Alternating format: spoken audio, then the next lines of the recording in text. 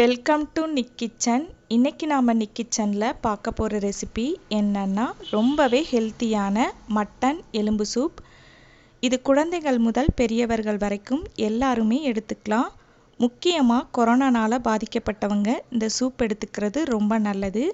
சளி பிடிச்சிருக்கவங்களும் இந்த சூப் எடுத்துக்கலாம். இந்த சூப்பை எப்படி டேஸ்ட்டாக ரெடி பண்ணலான்னு இந்த வீடியோவில் பார்க்கலாம் வாங்க. மட்டன் சூப் செய்கிறதுக்கு தேவையான பொருட்களை நம்ம பார்த்துடலாம். 20 சின்ன வெங்காயத்தை இந்த மாதிரி உரலில் லைட்டாக தட்டிட்டு நம்ம எடுத்துக்கலாம். இந்த அளவுக்கு நம்ம தட்டி எடுத்துக்கிட்டாலே போதும், அதிகமாக வேண்டாம்.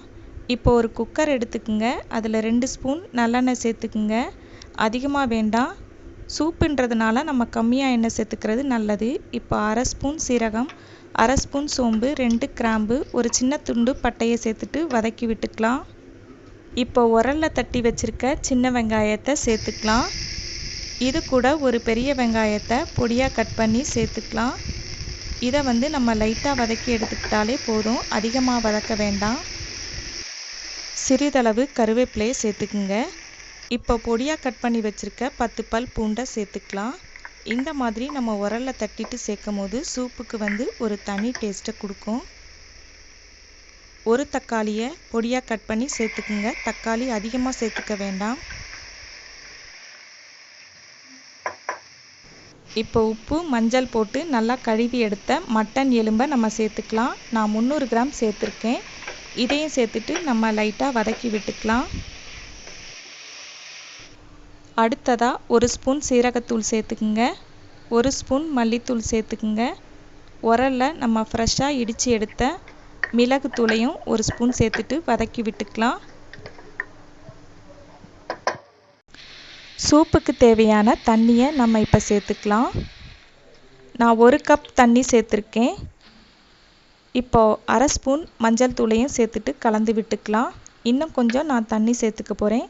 தண்ணி தேவைன்னா நம்ம இந்த ஸ்டேஜிலே சேர்த்துக்கணும். கடைசியாக நம்ம சேர்த்துக்கிட்டோன்னா சூப்போட டேஸ்ட்டே போயிடும்.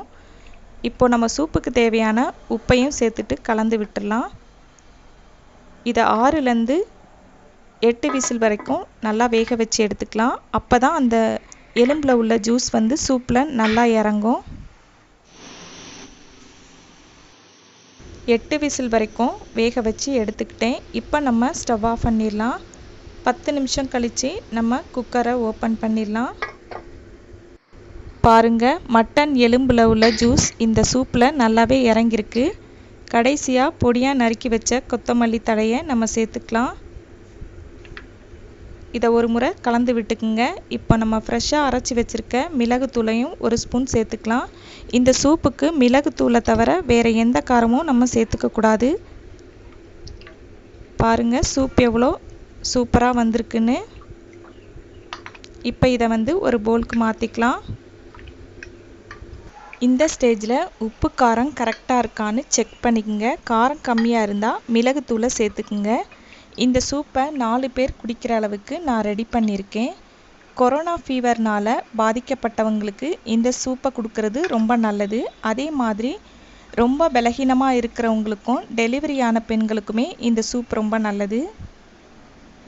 ரொம்பவே ஹெல்த்தியான டேஸ்டான மட்டன் எலும்பு சூப் இப்போ ரெடி ஆயிடுச்சு. நீங்களும் உங்கள் வீட்டில் இதே மாதிரி மட்டன் எலும்பு சூப் செஞ்சு பாருங்கள். நிக் கிச்சன் வீடியோ உங்களுக்கு பிடிச்சிருந்தா லைக் பண்ணுங்கள், ஷேர் பண்ணுங்கள், மறக்காமல் சப்ஸ்கிரைப் பண்ணுங்கள். பக்கத்தில் இருக்க பெல் ஐக்கானை கிளிக் பண்ணிக்கோங்க.